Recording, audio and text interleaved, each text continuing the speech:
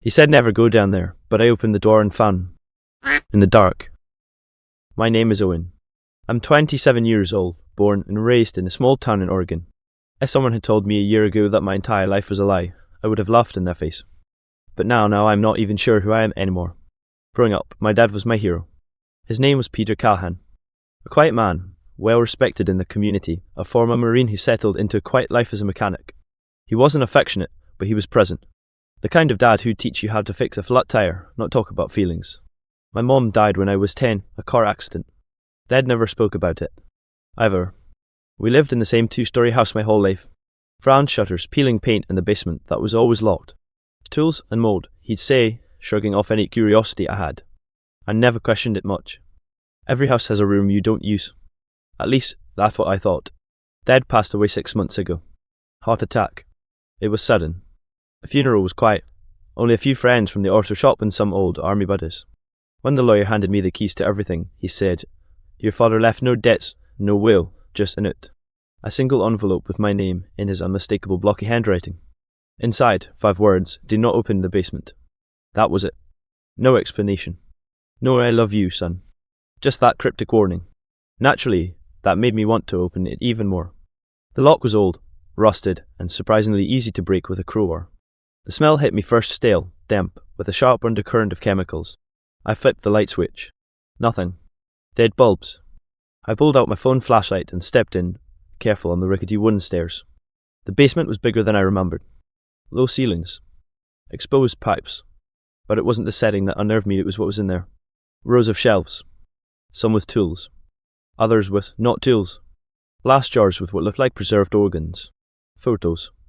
Dozens of photos, some decades old. A small desk littered with notebooks, diagrams, even maps with pins and dates. Then I saw the wall. Taped to it were Polaroids. Linen. Dozens of them. Most were smiling, like regular portraits. But some were different. Pale faces. Closed eyes. Bruises. My legs turned to jelly. I stepped back and nearly dropped my phone. That's when I noticed the trunk. An old wooden chest in the corner, locked with a metal latch. Scratched into the lid were initials, D. I don't know what made me open it. Maybe it was instinct. Maybe it was madness. I undid the latch. Inside were bones. Human bones. Small. Like a child's. Wrapped in what looked like a faded pink blanket. I staggered back, while rising in my throat. I couldn't breathe. This wasn't real. This couldn't be real.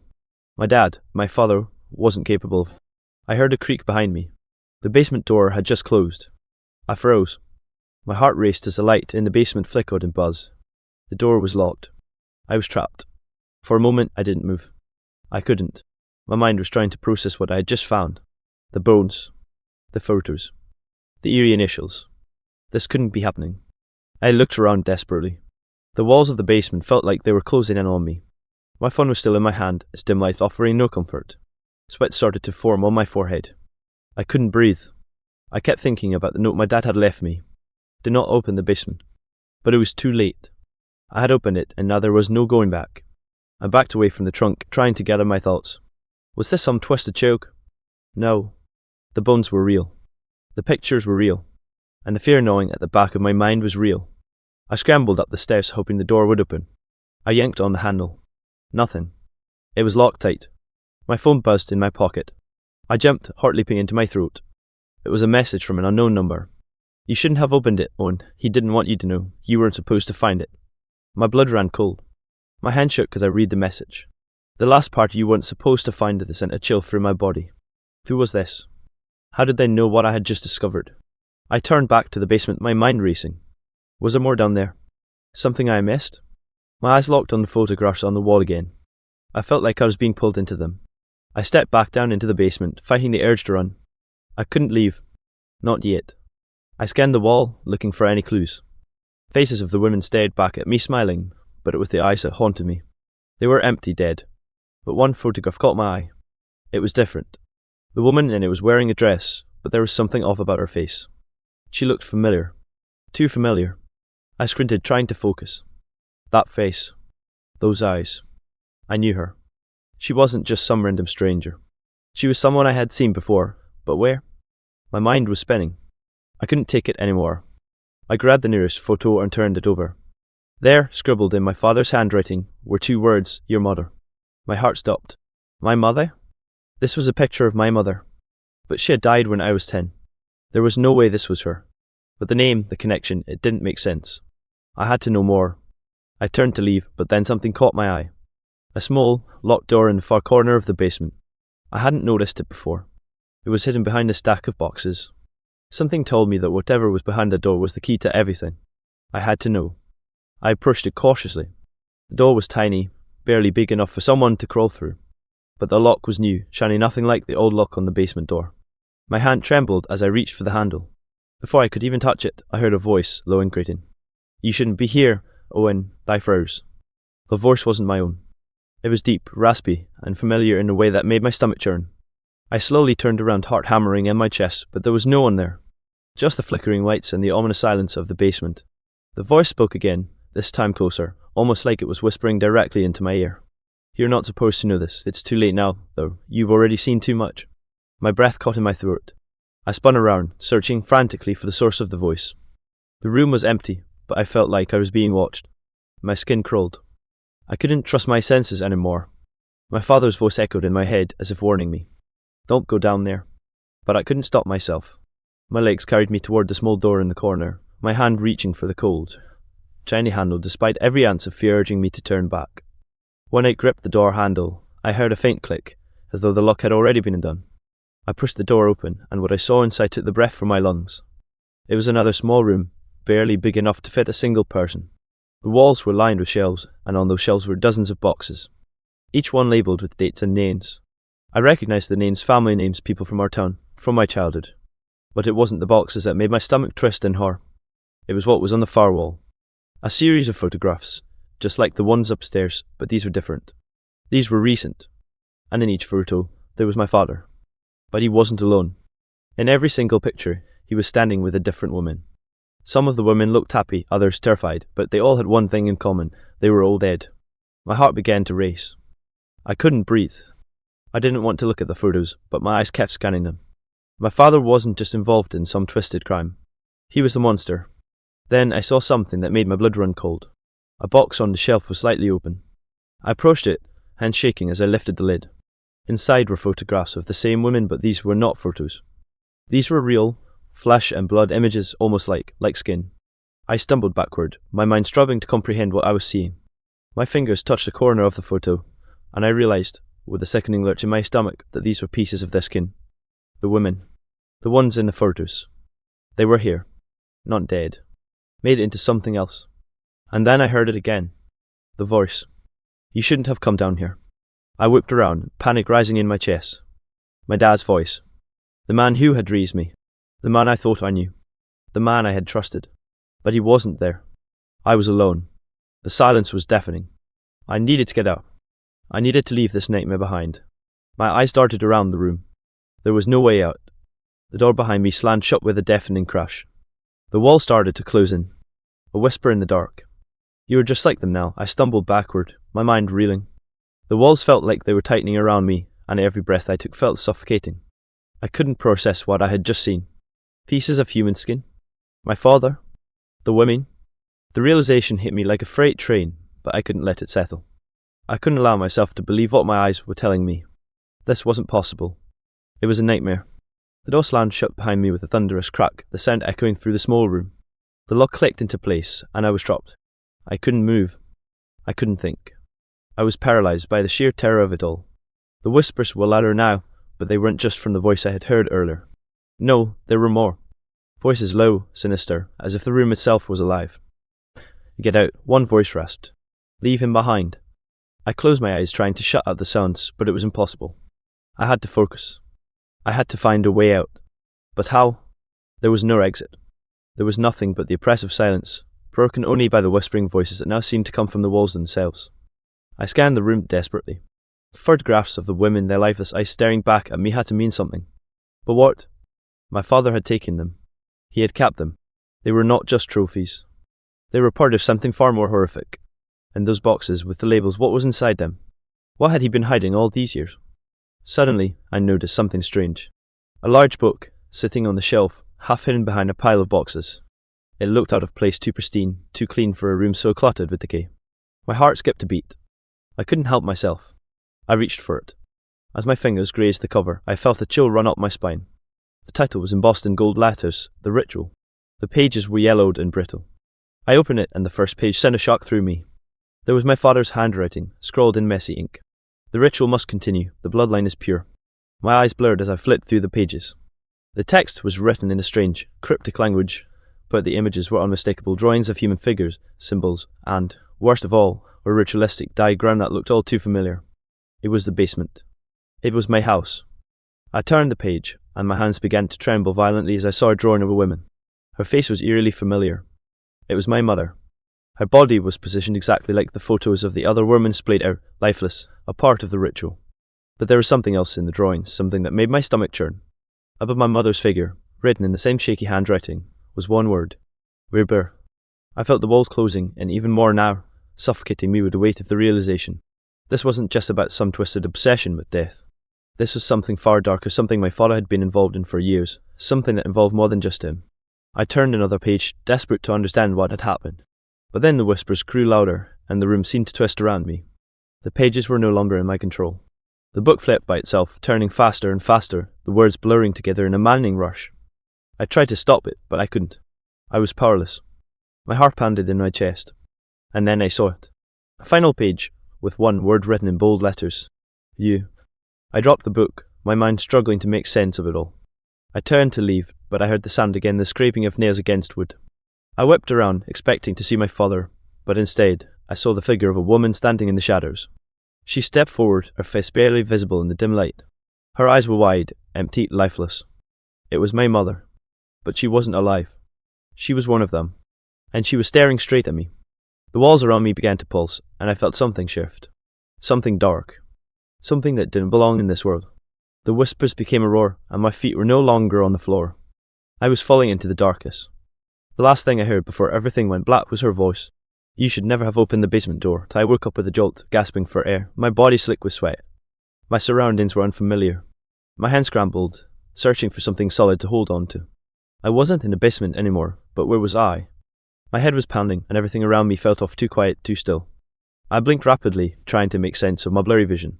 The room I found myself in was dim, lit only by the faint glow of a single candle.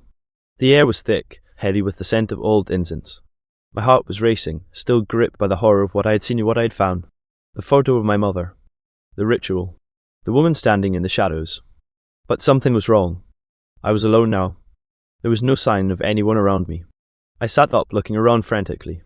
The room was small, stone walls enclosing me like a tomb. A wooden chair sat in the corner, its backrest carved with strange symbols I couldn't understand. In front of me was a wooden table, covered with what looked like ancient scrolls, jars filled with dark substances, and more photographs. The photographs were all of me, as a child, as a teenager. But they were not like the others. These were not just pictures, they were moments of my life. The first day I learned to ride a bike. My first kiss. The day my father took me fishing. But there was something unsettling about them. My eyes in the photos seemed hollow, as though they weren't really mine. I stood up shakily, my legs weak beneath me. I didn't know what was happening, but I knew I needed to get out. I had to get out of here, away from whatever nightmare this place was. I stumbled to the door, but as my hand reached for the handle, it was jerked open from the outside. I gasped, stepping back in fear. A figure stood in the doorway. It was him. My father. But this wasn't the father I remembered. His face was gaunt, pale, like he hadn't slept in years. His eyes were hollow, dark circles under them. His lips barely moved as he spoke. You've seen too much, Owen, he said, his voice rough and strained. You shouldn't have gone into the basement. It was never meant for you. I backed away, my breath quickening. What have you done? What were you doing? Those women, the photos, the bones, what was all of this? He took a slow step forward, his movement stiff. It's not just me, it never was. You're part of this now. You always were. I shook my head, tears starting to stain my eyes. What do you mean? What is this place? What is happening to me? He didn't answer right away. Instead, he reached into his pocket and pulled out something small, something that gleamed in the candlelight. A photograph. But this one was different. It was a photo of me. But in this photo, I wasn't alone. There was a woman beside me. A woman I didn't recognize. Her eyes were wide, bloodshot, as if she had seen something unspeakable. And in the background of the photo, barely visible, was something more disturbing. A figure standing in the shadows. It was me. But I wasn't the one holding the camera. I felt my stomach twist. "Where did you get this?" I asked, my voice shaking. He didn't answer. Instead, he placed the photo in front of me, his eyes cold and distant. "You've always been part of it. You just didn't know it. It's the bloodline, Owen. You've always had it in you. You were never meant to escape." I took a step back, my legs weak, and looked at the photo again. I had never seen that woman before. I didn't recognize her, but somehow I knew her. It was as if she was a part of me, part of something much darker than I could have ever imagined. My father's voice was low and measured. "You were supposed to continue it, Owen. This is your destiny. This is your bloodline. You will understand soon enough." I felt dizzy, like the room was spinning. It wasn't just my father. It wasn't just the basement. It was something far more twisted. Something that had been buried for years. Something my father had been a part of for decades. Suddenly, the air felt colder. The shadows in the corners of the room seemed to move, like they were alive. And then I heard the sound of footsteps, slow and deliberate. They were coming from behind me. I turned around, my heart skipping a beat. But there was no one there. Or was there? I blinked and the darkness seemed to shift. And then I saw her. The woman in the photo. She was standing in the doorway, her face pale, her eyes wide. And in her hand, she held a knife. The room seemed to close in around me as the walls began to pulse once more. "It's too late, Owen," she whispered, her voice barely audible. "It's your turn now." I felt my blood freeze in my veins. The woman from the photograph was standing in front of me, her eyes hollow and filled with a kind of emptiness I couldn't comprehend. She held the knife tightly in her hand, its blade glinting in the dim candlelight, and her gaze was fixed on me, as though she had been waiting for this moment her entire existence. My mind raced. My heart pounded in my chest, but my body was rooted to the spot, paralyzed with fear.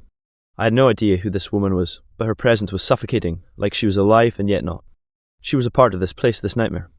And that was the reason she was here. "Who are you?" I managed to choke out, my voice barely audible. My eyes darted between the knife in her hand and the twisted expression on her face.